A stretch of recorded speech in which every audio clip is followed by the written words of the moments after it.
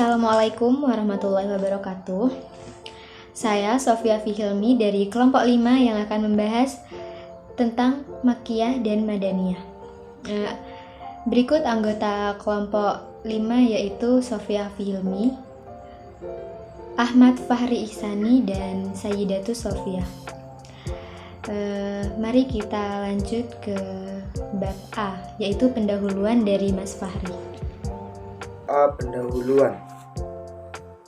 Al-Quran diturunkan oleh Allah Subhanahu wa Ta'ala melalui malaikat Jibril kepada Nabi Muhammad SAW secara beransur-ansur selama 23 tahun. Pertama kali turun pada tanggal 17 Ramadan, bertepatan dengan tanggal 6 Agustus 610 Masehi, saat Nabi berusia 40 tahun dan berakhir pada tanggal 9 Dzulhijjah tahun 10 Hijriah atau 632 Masehi. Turunnya Al-Quran ini ketika Nabi bertempat tinggal di dua kota, yaitu Makkah dan Madinah. Maka untuk mudah memahami tentang Al-Quran, para ahli dalam bidang ilmu Al-Quran membedakan surat-surat dan ayat-ayat Al-Quran yang turun Makkah dan Madinah. Di Mekah selama 13 tahun dan 10 tahun berikutnya di kota Madinah Al-Munawwarah. Berdasarkan hal ini, maka lahir salah satu cabang ilmu pengetahuan dari ilmu Al-Quran, yaitu ilmu Al-Makki wa Al-Madani. Para ulama begitu tertarik untuk menyelidiki surah-surah Makkiyah dan Madaniyah. Mereka meneliti Al-Quran ayat demi ayat dan surah demi surah untuk diterbitkan sesuai dengan nuzulnya, dengan memperhatikan waktu, tempat, dan pola kalimat. Cara demikian merupakan ketentuan cermat yang memberikan pada peneliti objektif gambaran mengenai penyelidikan ilmiah tentang ilmu Makki dan Madani. Dan begitu pula sikap ulama kita dalam melakukan pembahasan terhadap aspek kajian Al-Quran lainnya. Baik, selanjutnya kita masuk pada materi B, yaitu pengertian Makkiyah dan Madaniyah. Al-Makki ialah surah atau ayat Al-Quran yang turun di Mekah. Untuk ini orang mengumpulkan contoh tiap-tiap surat yang di dalamnya terdapat kisah nabi-nabi dan bangsa-bangsa yang sudah lenyap. Maka ayat ini adalah Makkiyah. Al-Madani ialah tiap-tiap surat yang di dalamnya terdapat kewajiban-kewajiban atau hukum.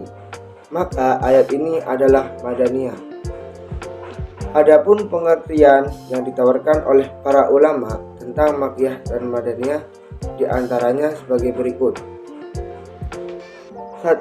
Pengertian Makkiyah adalah suatu ayat atau surah yang diturunkan sebelum terjadinya hijrah Nabi SAW.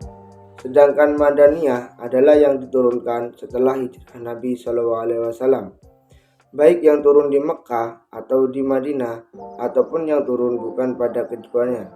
2. Pengertian Makkiyah adalah ayat atau surat yang diturunkan di Mekah, walaupun turunnya setelah terjadinya hijrah. Dan Madaniyah adalah ayat atau surat yang diturunkan di Madinah. 3. Pengertian Makkiyah adalah ayat atau surah yang diturunkan untuk ahli Makkah, dan Madaniyah adalah ayat atau surat yang ditujukan untuk penduduk Madinah. Baik, selanjutnya saya akan melanjutkan pembahasan dari Mas Fahri, yaitu C. Perbedaan Makkiyah dan Madaniyah. Perbedaan Makkiyah dan Madaniyah terdapat beberapa penjelasan sebagaimana berikut. Yang pertama dari segi uslubnya, dari segi gaya bahasa. Pada umumnya bahasa yang digunakan pada surat Makkiyah sangat kuat, khitab pembicaraannya yang tegas. Sedangkan surat Madaniyah pada umumnya menggunakan gaya bahasa yang halus atau lembut dan khitabnya mudah, karena mayoritas orang komunikasinya adalah orang yang patuh dan tunduk kepada perintah Allah Subhanahu wa taala. Perbedaan yang kedua ialah pada umumnya ayat-ayat Makkiyah itu pendek-pendek dan kuat hujahnya, sedangkan surat Madaniyah pada umumnya panjang-panjang dan dalam menyampaikan hukum-hukumnya dengan tanpa banyak alasan. Dan perbedaan yang ketiga dari segi materi yang disampaikan. Pada umumnya ayat-ayat Makkiyah berisi tentang pemantapan atau penguatan akidah yang khususnya berkaitan dengan tauhid dan beriman pada suatu hari kebangkitan. Karena mayoritas umat pada saat itu banyak yang mengingkari hal tersebut, sedangkan pada ayat-ayat Madaniyah ajaran yang disampaikan berisi tentang masalah ibadah, muamalah, kepemerintahan, sosial, dan hal-hal yang berkaitan dengan ibadah lainnya. Pembahasan pada ayat-ayat Makkiyah dan Madaniyah yaitu yang pertama tentang Makkiyah.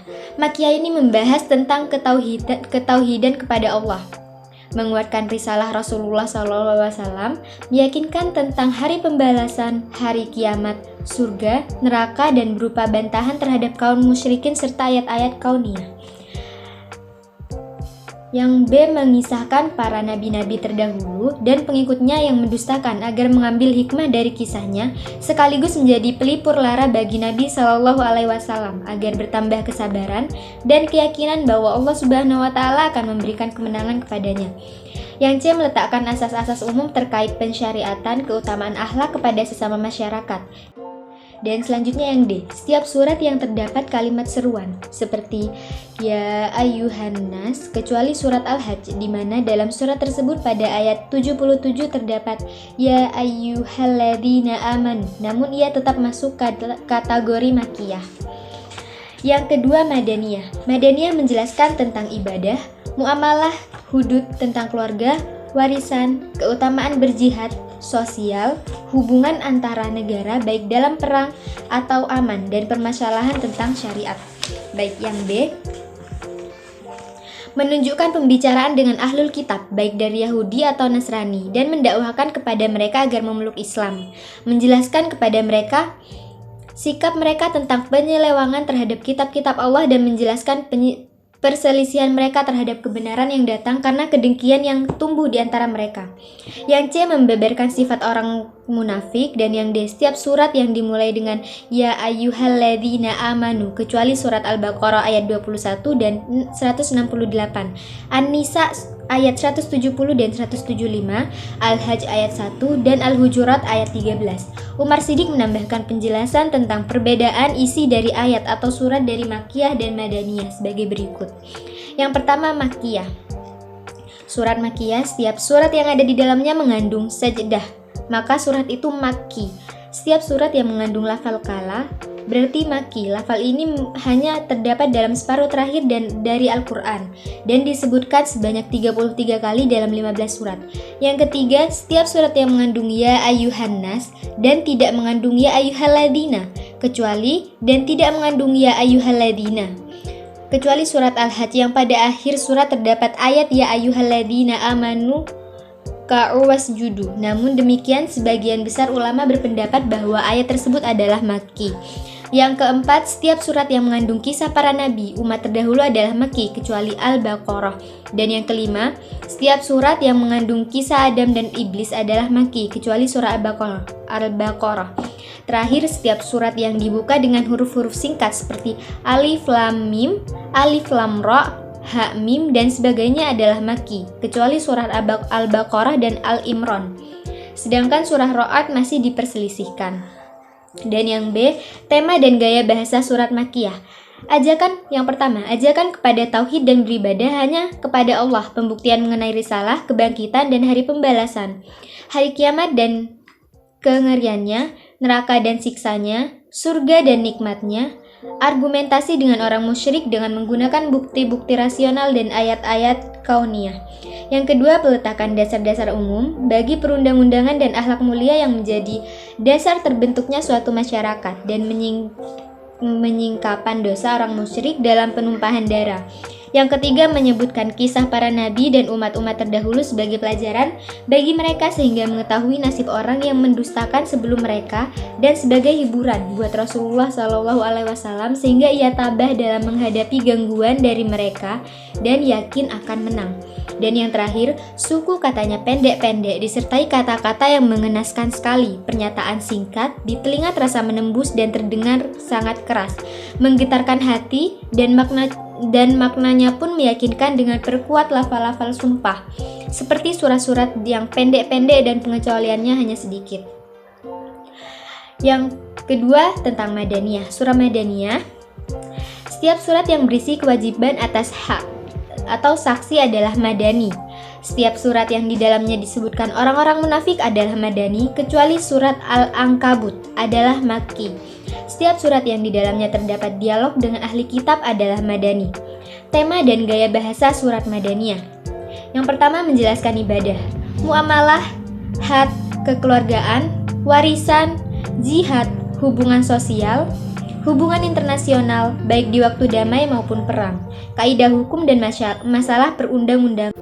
Baik, di sini saya sebagai pemateri terakhir akan menjelaskan tentang metode untuk mengetahui ayat-ayat Makkiyah dan Madaniyah.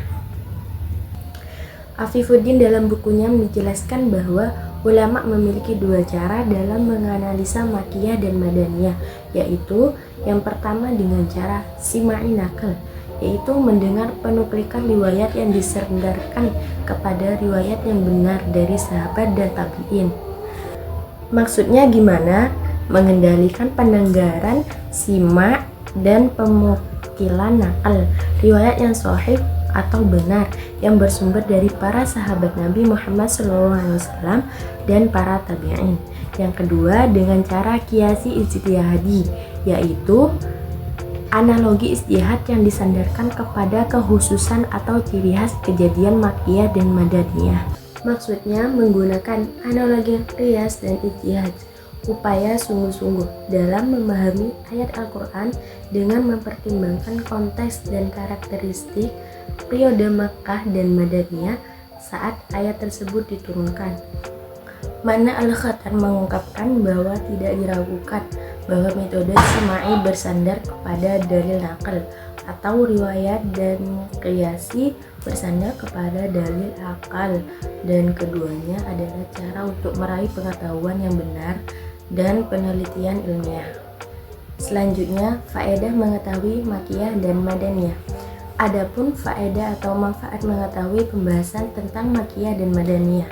Yang pertama, sebagai alat bantu dalam menafsirkan Al-Quran, dan yang kedua, dapat diresapi gaya bahasa Al-Quran dalam metode berdakwah menuju jalan Allah Subhanahu wa Ta'ala, sebab situasi dan kondisi yang berbeda harus dihadapi dengan bahasa dan metode tersendiri. Yang ketiga, dengan ilmu ini dapat ditengahkan sejarah Nabi SAW dengan cara mengikuti jejak langkah beliau dalam berdakwah baik ketika di Makkah maupun ketika di Madinah. Yang keempat, dapat diketahui Al-Quran dalam mengajak manusia menuju jalan yang benar. Yang kelima, dengan ilmu ini dapat diketahui dan dijelaskan tingkat perhatian kaum muslimin terhadap Al-Quran, termasuk di dalamnya hal-hal yang berkaitan dengan pengetahuan tentang sejarah pembentukan suatu hukum sekaligus hikmah penyariatannya serta fase-fase pembebanannya. Maksudnya, ilmu yang dimaksud memungkinkan kita untuk memahami dan menjelaskan sejauh mana perhatian umat muslim terhadap Al-Quran, termasuk di dalamnya pengetahuan tentang sejarah, penetapan suatu hukum. Dan yang terakhir, dapat diketahui lebih mudah ayat-ayat Al-Quran yang nasikh dan mansukh. Apa itu nasikh dan mansukh? Nasikh yaitu ayat Al-Quran yang datang kemudian dan menghapus atau mengganti hukum yang terkandung dalam ayat sebelumnya.